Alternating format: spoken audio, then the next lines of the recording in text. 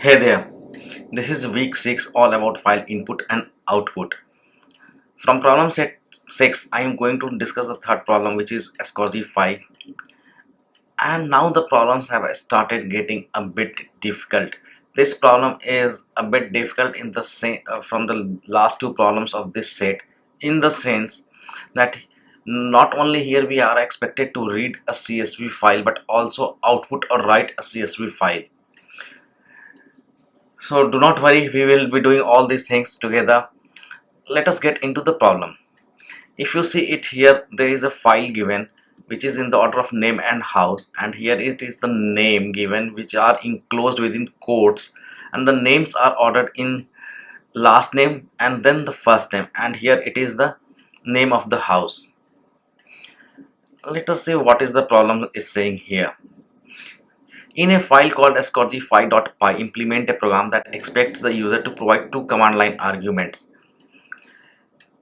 the name of an existing CSV file to read as an input, whose columns are assumed to be in the order name and house as I just showed it to you. Write the name of a new CSV to write as an output, whose column should be in the order first, last, and house.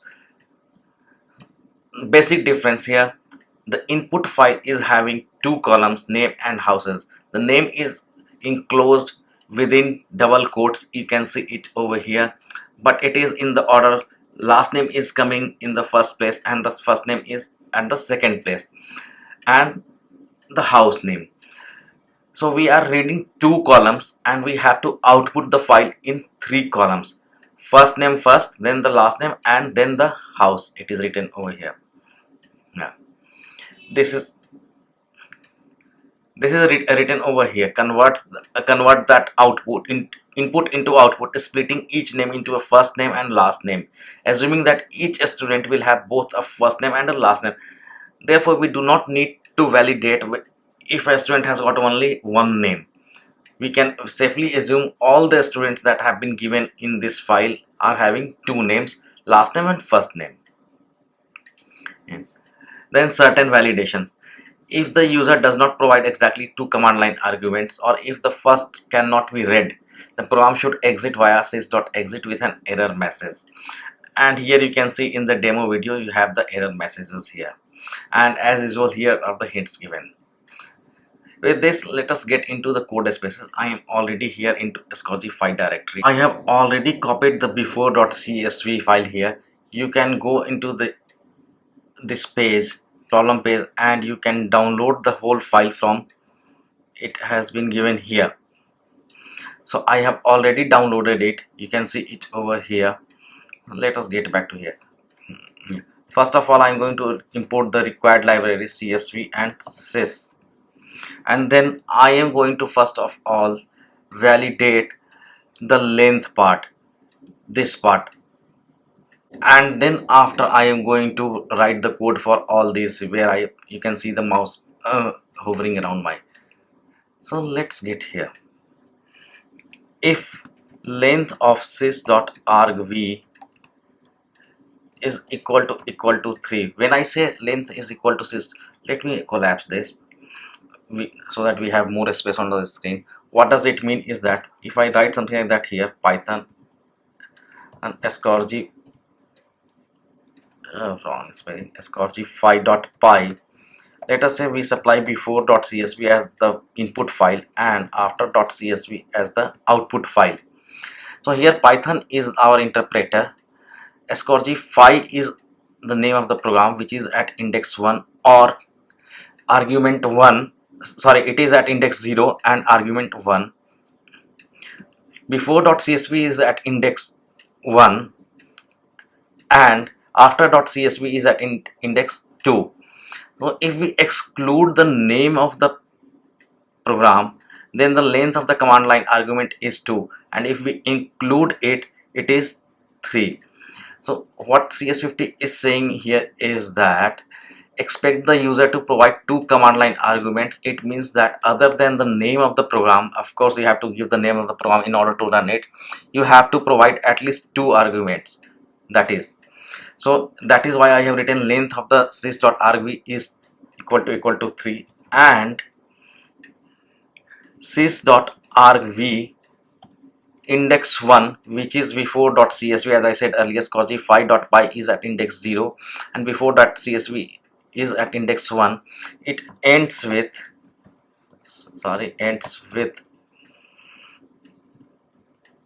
.csv. Ends with is one of the 47 methods that are associated with Python strings.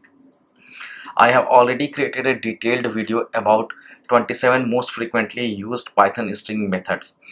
I will give the icon up above, you can go and watch it there, and I will put it also as the end screen. Now what I am going to do here is that I am going to write here pass. I will be, as I said earlier, I will be writing all the other validations later on. If the length of the command line argument is not equal to 3, then there are only two other possibilities which are left. Either it is less than 3 or more than 3. Let us handle those. If length of sys.argv length sys.argv is less than 3, then we need to use sys.exit to exit the program and giving a message. Let's come back over here. Too few command line arguments. Let me copy it and put it over here. The next possibility is if the user has entered more than 3 command line arguments. Let us write the code for that on as well. Sys.exit, and then let me go back to the demo video and copy this line, too many command line arguments, and put it over here. Now finally what we are left with is that if the user has not entered a CSV file at all. So again I am going to use sys.exit and write here not a CSV file.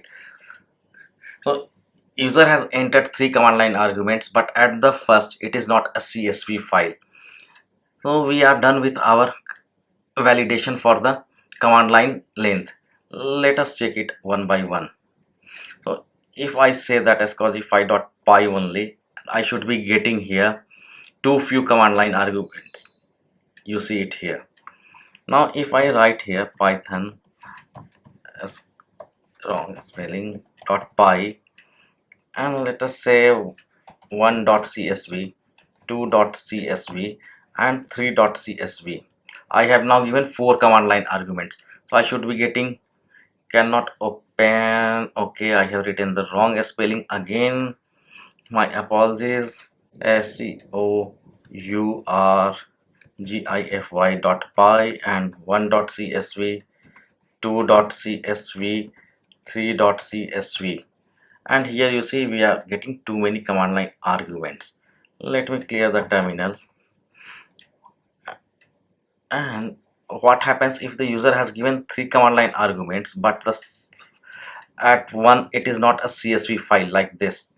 So I should be getting not a CSV file, so it is working fine. Now we can move forward and write here all the other validations which are given here. Let's do that. I am going to use a try and except block here. Why, I will be explaining it in a minute. First thing with try, I am going to write with open sys.argv the file at index 1, and let us call it as input underscore file here. I am defining a variable or handle or whatever you want to call it reader, and I am going to use csv.dict reader here and put the input underscore file.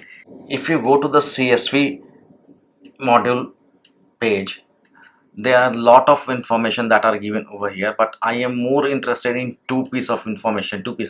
One is csv.dict writer and another one is just down here csv.dict writer.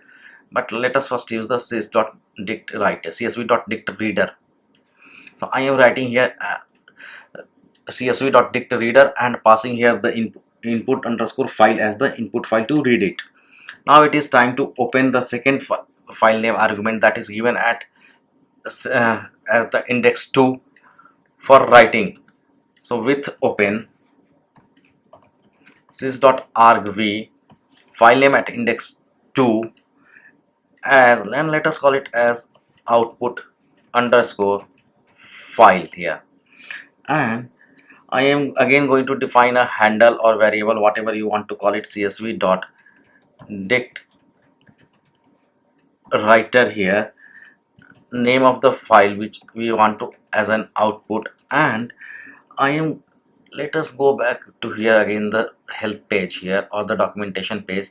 If you see here for the dict writer, and let us come down to the example that is given here, field names is equal to field names. So this is how we are going, and field names has been defined as a list of variables which are going to be our header. So this is what I am going to do exactly here. Field names is equal to, I am going to write here first, then not last, and then we have to write here house. Remember, we have to output it, this file, as first name, then the last name, and then the house, and this is exactly what I have written over here. Next, again I am going to borrow it from here, header. Let's copy this line of code and paste it over here. Now what I am going to do here is that for row in reader, we are going back to the reader. Remember, while we are reading this particular file, all the names are in the order of last name, first name, which are enclosed within the quotes, and then the name of the house. Now we have to separate the last name and first name and flip it and separate the house as well. So we are going to do all of this here. So let us go there. I am defining a variable called l underscore name and f underscore name, again short for last name and first name, is equal to row, and in the row what we have got here, name, and I'm going to split it on the basis of comma. Split again is a method that is associated with Python strings.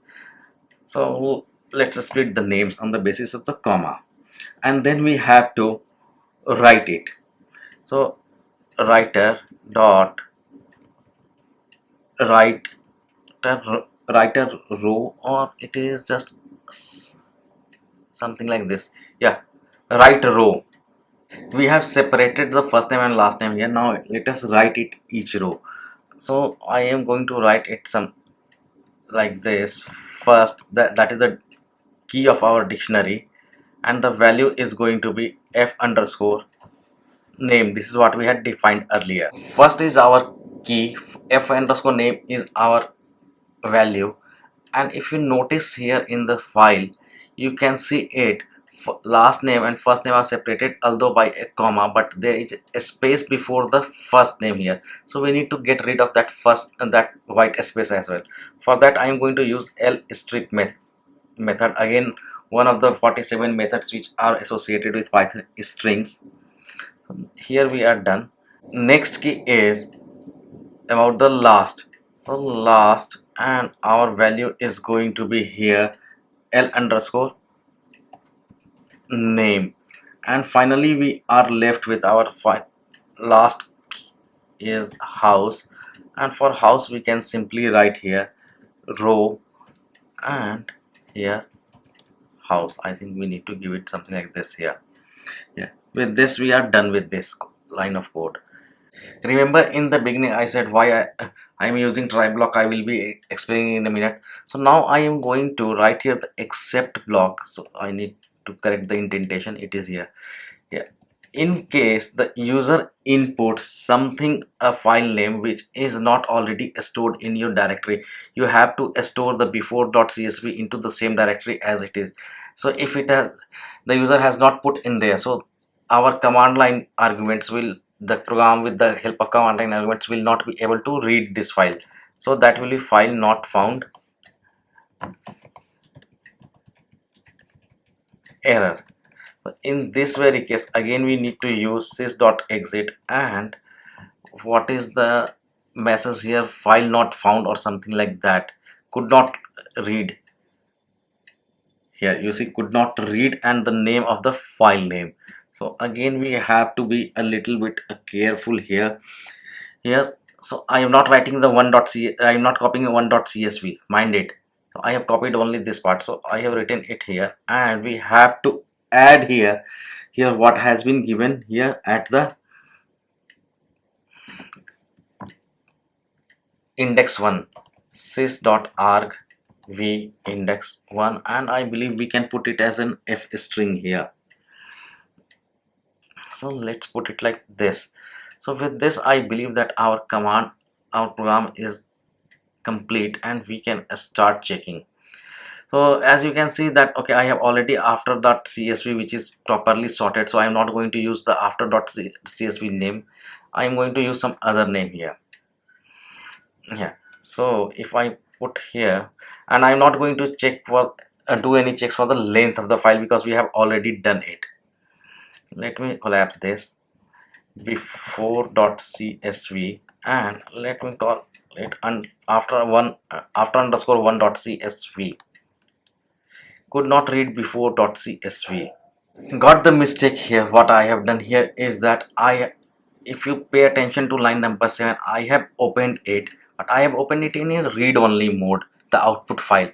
If I do not supply any argument while opening it, then it is always going to open it in a read only mode. So I need to write here, give a comma, and then write here w. So similarly I can write here r as well, but again this is optional. As I said earlier, if I am not supplying comma r here, then it is always going to open it in the read only mode. Now we are good to run the program again. So, and as I said earlier that I am going to use after underscore 1.csv. so let me see, it has run it.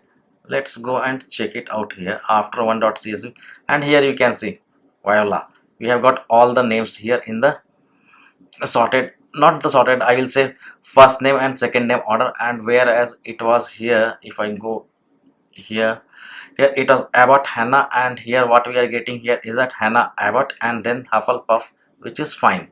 So I think we are good to go with the CS50 checks. Everything is working fine. Now let's go for the CS50 check quickly. Let me copy this line of code and put it here after clearing the terminal.